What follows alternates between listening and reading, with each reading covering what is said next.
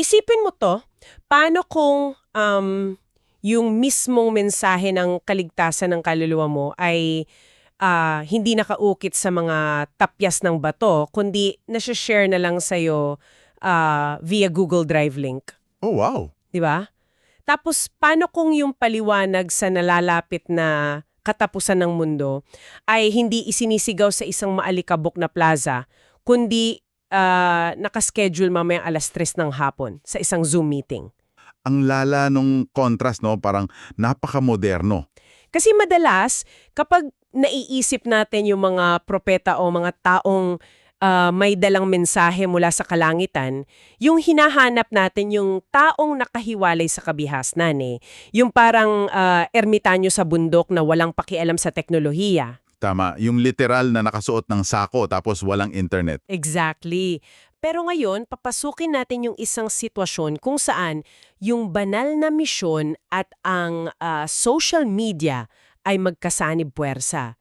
Sa malalimang talakayan natin ngayon, hihimahin natin yung digital na bakas o digital footprint ng isang nagngangalang Narciso Olalo. Oh, okay. Oo, kasi batay sa mga pahayag niya, siya daw yung number one instrument chosen by God sa taong 2026. At yung mga materyales na susuriin natin ngayon, para malinaw lang sa mga nakikinig, hindi ito mga lumang pergamino Hindi mga ancient scrolls. Hindi! Hawak natin ang kanyang mismong spiritual CV o curriculum vitae, mga detalyadong Facebook post tungkol sa mga pangitin niya at transcripts mula sa kanyang sariling mga Zoom meetings na umabot hanggang April 19, 2026.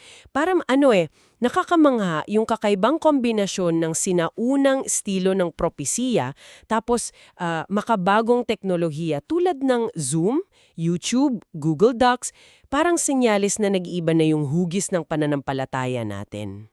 Yun nga eh, yung paglipat ng espiritual na komunikasyon mula sa pisikal na mundo patungo sa digital na espasyo, hindi lang yan basta pagbabago ng plataporma. Kumbaga, binabago nito kung paano natin sinusukat yung katotohanan. Paanong sinusukat? Kasi ang layunin ng masinsinang pagsusuri natin ngayon para sa iyo na nakikinig ay intindihin yung mga mekanismo sa likod ng mga pahayag niya. Susuriin natin kung paano niya inihahatid yung mga mensahe niya, tapos hihimain natin yung mga nakatagong panlipunang kritisismo o socio-political critiques sa loob ng mga pananaginip niya. Right. At aalamin natin yung estratehiya niya sa pagbuo ng kredibilidad. Pero wait lang, bago tayo magpatuloy, gusto ko lang linawin ng mahigpit ha. Sige, ano yon? Tayo dito, objektibo lang tayong nag-uulat sa mga nakasulat sa dokumento niya. Hindi tayo pumapanik sa anumang politikal o relihiyosong pananaw na lilitaw sa usapan natin ngayon. Oo, tama yan. Neutral lang tayo. Oo, we're just looking at the psychology sa likod ng mga kwento niya, kung ano ang sinasabi niya, at bakit ganito ang nagiging epekto nito sa mga taong nakikinig sa kanya. Yon. Kaya bago tayo pumasok dun sa mga kwento tungkol sa masasamang espiritu at mga panaginip, kailangan muna natin intindihin kung paano niya inilalatag yung pundasyon niya. Dito pumapasok yung tinawag kong spiritual CV niya. Yes, yung CV niya. Based sa mga nakasulat sa dokumento, isa siyang faith healer. Pero merong siyang napakahigpit na panuntunan. Nanggagamot siya ng walang hinihinging kapalit ni isang sentimo. Parang absolutely free talaga. Wow! As in, libre. Oo. Ang tanging hinihingi lang daw niya ay yung pananampalataya ng tao sa kanya bilang instrumento at kay Jesus bilang tagapagpagaling. Tapos kasabay nito, inaangkin niya na meron siyang tinatawag na power of mind. Power of mind na telekinesis ba yan? O, Hindi siya ordinaryong pagbabasa lang ng isip. Sinasabi niyang kaya niyang makita at ilarawan yung buong kwento ng buhay ng isang tao. At mas matindi pa, kaya niya ring makita yung mga kasalanan mo. Oh wait, pati yung mga secret na kasalanan? Oo, pati yung mga kasalanan ng mga taong matagal ng patay. Kaya niya ring hulaan yung mga mangyayari sa hinaharap. Alam mo, kapag iisipin mo, parang parang isang LinkedIn profile. Naisip ko rin yan. parang resume talala. 'Di ba? Pero sa halip na corporate skills tulad ng project management o kaya data analysis ang nakabullet point sa kanya ay prophecy and seeing sins of dead people. At para patunayan nito, napakaraming nakalink na YouTube testimonies at Google Docs bilang ebidensya niya. Alam mo yung pag-angkin sa power of mind na yan, hindi lang yan basta pagpapakita ng galing eh. Kumbaga, ito yung nagsisilbing pinakamatibay niyang tulay sa pagitan ng nakikita at hindi nakikitang mundo. Paano mo nasabi yon? Kasi isipin mo, hindi lang siya nagpapagaling ng pisikal na sakit. Sinasabi niyang kaya niyang basahin yung pinakamalalim na sikreto mo, yung mga kasalanan mo. Sa pananaw ng psikolohiya, yung pag-alam sa nakaraan at kasalanan ng isang tao, nagbibigay yan ng matinding kapangyarihan at autoridad sa nagsasalita. Kasi alam niya yung baho mo, kumbaga. Exactly.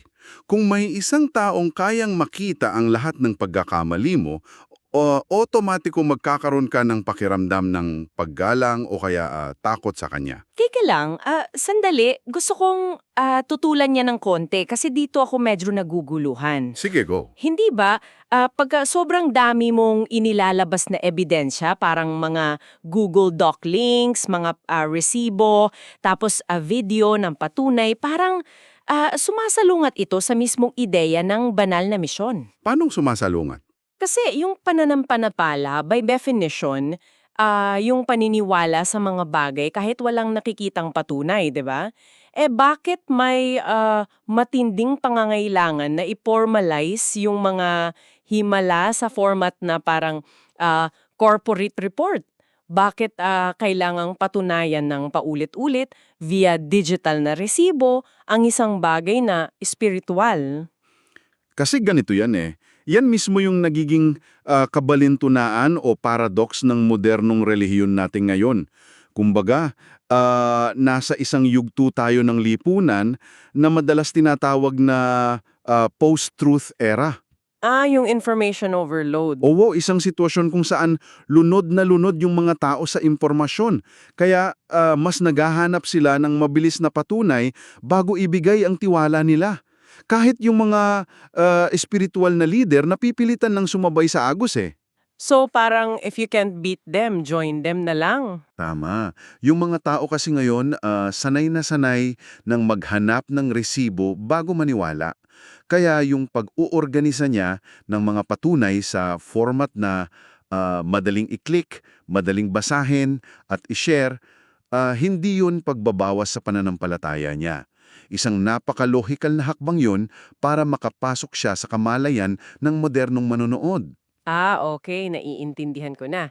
Ginamit niya yung wika ng internet para makipag-usap sa mga tao sa internet. Ayun, at may isa pang napakahalagang aspeto rito, yung mariing pagdidiin niya na absolutely free yung mga serbisyo niya. Bakit crucial yun? Kasi sikat na yun yung mga kilosang relihiyoso na nangangako ng grasya, pero humihingi naman ng malalaking donasyon o parang seed money. Oo, yung parang magtataning ka daw ng pera para anihin mo ng mas malaki. Exactly. At sanay na ang mga tao sa mga scams eh. Mapa-online man yan o sa totoong buhay. Sa pamamagitan ng pagbibigay niya ng serbisyo ng walang bayad, tinatanggal niya yung pinakamalaking dahilan para magduda ang mga tao sa motibo niya. Nawawala yung financial interest? Oo, pinapatunayan nito doon sa mga nag-aalinlangan na wala siyang pinansyal na pakinabang, kaya nagiging mas madali na maniwala na totoo at malinis ang intensyon niya. Itinatayo niya yung imahe na tanging kabutihan lang ang hangad niya. Makes sense. Okay. Kung yung power of mind and libreng pagpapagaling yung ginamit niyang pinto para papasukin yung mga tao, ang susunod kong tanong ay saan niya dadalhin yung mga taong pumasok na? Dito na nag-iiba yung templa niya eh. Dito nagkakahugis yung mensahe. Kasi nung April 13, 2026, lumipat yung usapan niya mula sa personal na panggagamot papunta sa isang mas malawak na panlipunan, INS issue. At ginawa niya to sa pamamagitan ng isang panaginip na pinost niya sa Facebook. Yung sa wheelchair ba to? Oo, eto yung sa wheelchair. Sa panaginip niya, nakasakay daw siya sa isang wheelchair. Pero hindi siya basta inaalala yan lang ha. Nakikipagkarera siya. Tapos body control daw yung ginagamit niya para patakbuhin ito ng napakabilis. Parang sci-fi yung dating Oo, tapos habang nasa karera napansin niyang wala siyang helmet. So humingi siya ng extra dun sa isang taong naroon, pero yung binigi sa kanya, sira. Ang sabi daw ng tao, mayroon akong isa pero sira naman. Tapos anong sabi niya? Ang sagot niya, pwede na yan. Tapos, pagkatapos daw nung karera, pumasok siya sa isang bahay at nakita ng maraming lalaki na naka-shorts lang at walang mga damit pang itaas. Ang masaklap dito, hinuhuli daw yung mga lalaking ito ng mga otoridad kasi walang damit at walang helmet. Grabe, ang weird nung panaginip niya. 'Di ba? Dito siya nagising tapos sinabi niyang ipapaliwanag niya ang ibig sabihin nito sa susunod na Zoom meeting. Alam mo, yung panaginip na yan, isa yung klasiko at matapang na pagpuna sa lipunan, pero ikinuble lang sa mga simbolismo. Kasi sa Zoom meeting niya, ibinunyag niya kung ano yung kinakatawan ng bawat detalye. Ano daw yung helmet? Yung helmet na hinihini, ngunit walang laman sa loob. Sumisimbolo yan sa mga batas ng gobyerno at sa mga opisyal na nagpapatupad nito. Sa sariling paglalarawan niya, tinawag niya silang mga taong walang mga utak o inutil kasi nagpapatupad daw sila ng mga batas na walang katuturan. Ouch, medyo matapang ah. Sobra. Ang sentro ng galit niya doon yung panghuhuli sa mga ordinaryong manggagawa na nagtatrabaho ng nakahubad. Katulad ng mga trabahador sa construction o mga naghalo ng semento sa ilalim ng matinding init. Kinukumpara to dun sa kawalan ng aksyon laban sa mga totoong kriminal. Ang lakas ng contrast na ginawa niya doon, ha? Ikinumpara niya yung mga pawisang trabahador na hinuhuli sa maliliit na paglabag laban doon sa, sabi nga niya, nakabarong na nagnanakaw ng milyong-milyon, mga corrupt carnappers at mga nagtutulak ng droga na nakakalusot lang sa batas. Yes, at paalala ulit ha, inire-report lang natin to. Hindi tayo sumasang-ayon o bumabatikos dito. Yes, opo. Nilalahad lang natin yung POV niya. Pero napaka-familiar ng sentimentong ito sa maraming ordinaryong mamamayan. Tapos ano yung sirang helmet na tinanggap niya dun sa panaginip? Ayon sa paliwanag niya, sumisimbolo yun sa batas ng Diyos. Hawak niya ito at tanggap niya kahit sira pa sa paningin ng mundo kasi daw hindi ito sumusunod sa bulok at perpektong kunwari na batas ng gobyerno. Wow. Pero napaisip ako rito Yung panaginip na to, parang isang surreal na abstract painting eh. May wheelchair, karera, sirang helmet, tapos mga nakahubad na lalaki. Oo nga eh. Bakit pa kailangan dumaan sa isang napakakomplikadong panaginip para lang pumuna sa hindi pagkakapantay-pantay ng batas? 'Di ba, mas direkta sana kung nag-post na lang siya ng mahabang reklamo sa Facebook, gaya ng ginagawa ng libu-libong tao araw-araw? Kasi kung gagawin niya yon ng diretso, isa lamang siyang ordinaryong netizen na nagrereklamo online. Lulubog lang yung boses niya sa dagat ng iba pang reklamo sa internet. Para hindi siya maging isa lang sa marami. Tama. At sa pamamagitan ng pagbabalot niya ng kritisismo dun sa isang mensahe na nanggaling daw mismo sa Diyos na idianan pa sa isang panaginip, binabago niya yung bigat ng salita niya. Parang may divine weight na. Itinataas niya yung pangkaraniwang hinaing papunta sa antas ng isang banal na husga. Ipinapakita niya sa mga tagasunod niya na yung kalbalyo ng mahihirap, hindi lang yan issue sa politika. Isa itong issue na nakikita at pinapakialaman ng kalangitan. May term ba dyan sa psychology o sociology? Ang tawag dyan ay theological populism. Pinagsasama niya yung galit ng masa at yung otoridad ng reliyon. Dahil dito, yung mga tagasunod niya, hindi lang nakikinig sa isang panlipunan kritiko eh. Sa paningin nila, nakikinig sila sa mismong katarungan ng Diyos. Kaya mas nagiging makapangyarihan yung mensahe. Ayun, nakikita ko na. Kung yung pananginip sa wheelchair ay isang panlabas na digmaan laban sa sistema, yung susunod nating pag-uusapan ngayon ay isang labanan na sobrang personal, physical, at aaminin ko, nakakakilabot. Oh, ito na yung nakakatakot na part. Ikaw na nakikinig, isipin mo na lang na ikaw ang nasa sitwasyong ito, ha? April 15, 2026. Nasa isang storeroom ka sa pinagtatrabahuhan mo, nag-aayos ka ng mga kalat, tapos kulob yung kwarto. Naramdaman mong may matamang nanonood sa'yo. Tapos pag-ikot niya, ano daw nangyari? Ikot niya, ginaki pa siyang babae, nakaitim, na jacket at may hood na nakatalukpong. Kalahating di pa lang ang layo nila sa isa't isa, ha. At ang nakakakilabot pa dito, hindi lang yung damit, yung itim, itim din daw mismong mukha nung babae. Creepy as in, walang features na makita? Oo, itim daw talaga. 3 beses niya itong tinanong, anong ginagawa mo dito? Ipakita mo ang mukha mo. Hindi ako matatakot sa'yo. Pero walang sumasagot. Tapos biglang nawala? Oo, paglingon niya saglit at pagbalik ng tingin niya, wala na yung babae. Ang naiwa lang ay yung itim na hood sa sahig. At based sa kwento ni Olalo, nilapitan niya ito, kinusot niya, tapos sumigaw siya ng in the name of Jesus Christ, huwag ka nang bumalik dito. Kasabay ng sigaw na yon, sumabog daw yung hood na parang 5-star na rebentador at tuluyang naglaho. Grabe ang vivid nung salaysay, no? Isang napaka-visual na kwento na agad kumukuha ng imahinasyon mo. 4 na araw pagkatapos niyan, nung April 19, ipinaliwanag niya sa Zoom kung ano yung nangyari doon. Anong sabi niya? Ayon sa kanya, yung pag-iwan daw ng hood sa lupa, patunay yun na taong lupa o isang masamang espiritu yung nagpakita. Pero alam mo ba kung ano yung higit na nakakapanindig balahiboy? Ano? Nung inugnay niya yung kwentong to sa isang aktwal at pisikal na karanasan niya, ikinuwento niyang habang nakaupo siya dun sa totoong storeroom ng tanghaling tapat, walang hangin, walang electric fan, sobrang inip, isang plastic bag daw sa harapan niya ang biglang nagkusot-kusot ng malakas ng mag-isa. Wait, sa harap niya talaga habang gising siya? Oh, sa pananam niya, yun daw yung ebidensya na may hindi nakikitang puwersang galit na nagpaparamdam doon sa paligid niya. Pambihira, nakakakilabit yun Pero, dito ko gustong dalhin yung usapan natin. May nakakagulat na aspeto doon. Ano yun? Bakit sa storeroom?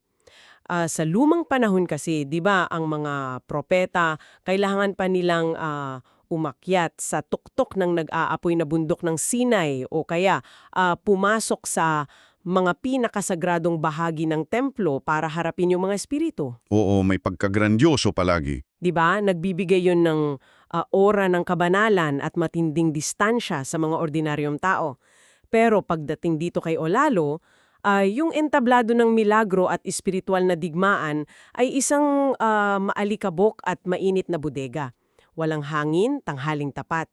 Tapos ang proof ay plastic bag. Oo, imbes na kidlat o lindol, ang prueba ng multo ay isang plastic bag na kumakaluskos mag-isa. Pushback ko lang dito. Hindi ba yung paglalagay ng isang banal na labanan sa ganitong kaordinaryong lugar, nakakabawas sa misteryo o mystic ng pagiging number 1 instrument niya? Kung titingnan mo mula sa traditional na pananaw, oo, tila nawawala yung pagiging engrande nito. Pero sa psikolohiya ng panihikayat, ito mismo yung dahilan kung bakit napaka-epektibo at nakaka-relate yung kwento niya. O talaga? Bakit? Kasi kung ilalagay mo yung himala sa ibabaw ng ulap o sa isang malagasyong templo, nagiging napaka-abstract nun para sa ordinaryong tao. Hindi nila yun mararanasan eh. Pero lahat tayo na-experience na nating pumasok sa isang mainit at alikabukang bodega, di ba?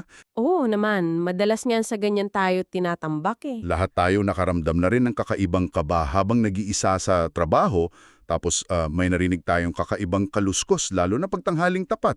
Sa pamamagitan ng pagdadala ng espiritual na digmaan sa isang storeroom, idinedemokratya niya ang supernatural. Ibig mo sabihin accessible siya sa lahat? Tama. Ipinapakita niya sa mga tagasunod niya na yung digmaan sa pagitan ng kabutihan at kasamaan, hindi lang yan nangyayari sa mga sagradong lugar. Nagaganap ito sa tabi natin, sa mga espasyong ginagalawan natin araw-araw. Ay oo nga no, kung nandyan ang mga demonyo sa storeroom, ibig sabihin nasa paligid lang din yung Diyos. Eksakto. Nagbabantay sa mga ordinaryong manggagawa. Ibinababa niya yung banal sa antas ng karaniwan. At dahil dito, yung takot at pananampalataya nagiging mas totoo at mas personal para sa nakikinig. Galing. Okay, kung pagtatagniin-tagniin natin yung lahat ng ito, may malinaw na direksyon tayong nakikita eh. Nagsimula siya sa pagpapakita ng kredibilidad sa pamamagitan ng libreng panggagamot at power of mind. Tapos, nilinya niya yung sarili niya sa mga hinaing ng mahihirap sa pamamagitan ng panlipunang kritisismo gamit yung panaginip sa wheelchair. At pinatunayan niya yung kapangyarihan niya sa mga nakakatakot na puwersa doon sa storeroom. Ngayon, saan niya dadalhin ang lahat ng naipong tiwalang ito? Dito na tayo papasok sa pinakamabigat na bahagi ng mga dokumento niya, yung tinatawag nating ultimatum. Ito na yung dulo ng narrative niya. Oo, ito yung huling mensaheng ipinadala raw sa kanya ng Diyos para sa mga tao. Babasahin ko yung siping ng buo ha. Pag hindi maniniwala ang tao sa mga mensahe ko na pinararating mo, mangyayari at mangyayari ito. Para sabihin nila na totoo pala ang mga pinarating mo. Pero huli na ang lahat. Kaya sabihin mo sa kanila laging handa. Ang bigat niyan. Pagkatapos ng babalang to, nagbigay siya ng 3 eksaktong utos. Una, magsisi sa lahat ng kasalanan. Pangalawa, i-renew ang buhay Kristiyano. At pangatlo, magkaroon ng matinding pananampalataya. Grabe, pansinin mo yung bigat. May ginagamit siyang FOMO dito o fear of missing out. Pero sa napaka-espiritual na paraan. Yung takot na baka maniwala ka kapag nandyan na yung trahedya. Tapos, huli na ang lahat. Wala ka nang magagawa. Alam mo, hindi na lang ito basta isang payo eh. Isa na itong psychological na bitag na maingat na inilatag. Kung titingnan natin bilang isang buong strategiya, gumamit siya ng proseso na parang funnel o embudo. Panong funnel? Sa itaas ng embudo, hinikayat niya ang mga tao sa pamamagitan ng pag-alok ng tulong nang walang bayad. Walang mawawala kung susubukan nila, di ba?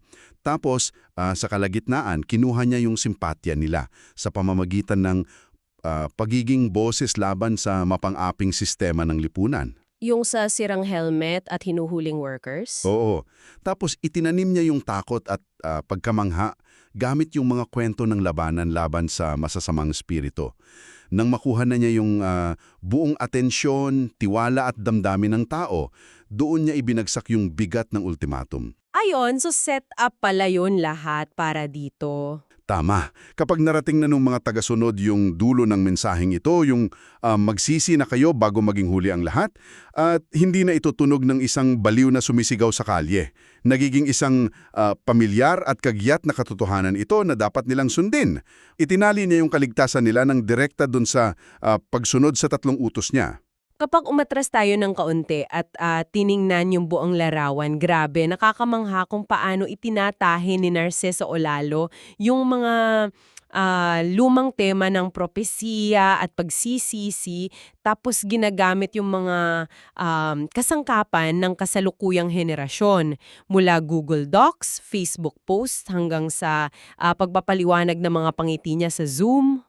Oo, nag-evolve talaga ng faith sa digital age. Pinapakita nito na kahit nagbabago yung teknolohiya, yung pamamaraan ng panghihikayat, at nakaugat pa rin sa mga pangunahing emosyon natin eh. Yung takot, yung pangangailangan para sa hustisya, at yung pag-asa natin sa kaligtasan. Pinagsama-sama niya yung panlipunang hustisya at espiritual na digmaan sa isang package na madaling i-consume online. At diyan na lumalabas yung isang mas malalim at mas nakakabahalang katotohanan tungkol sa lipunan natin ngayon. Paano nakakabahala? Kasi yung mabilis na paglaganap ng mga ganitong naratibo sa digital na espasyo, sumasalamin yan hindi lang sa galing nung nagpapahayag, kundi sa matinding pangangailangan ng mga nakikinig. Kahit konektado tayo sa isa't isa sa internet, marami pa rin ang nakakaramdam ng matinding kakulangan sa katarungan. Oo, yung kawalan ng kasiguraduhan sa araw-araw nating buhay. Isipin mo, ikaw na nakikinig sa atin, modernong mundo, kung saan halos lahat ng desisyon natin ay idinidikta ng mga algorithm, sinusukat ng siyensya, at sinasagot ng artificial intelligence, bakit kaya patuloy pa rin tayong naaakit ng husto sa mga taong nagaangking nakikita nila yung mga espiritu? Oo nga no, bakit nga ba? Ang pagkahumaling ba natin sa mga online na propetang tulad nito ay dahil ba talaga sa naghahanap tayo ng milagro at supernatural? O baka naman senyalis lang ito ng mas malalim at mas malungkot nating gutom? Isang gutom para saan? Gutom para sa isang taong may tapang na tumayo sa gitna ng ingay, tumingin sa atin at magsabi ng may buong katiyakan na hindi tama ang nangyayari sa mundo at alam niya ang daan palabas. That's a really deep thought. Isang bagay na magandang pag-isipan pagkatapos nating i-absorb lahat to. Kaya ikaw na nakikinig, ipagpatuloy mo lang ang pag-usisa, pag-aralan mo ng maigi yung mga impormasyong nakapaligid sa'yo hanggang sa muli sa susunod na talakayan nating lahat.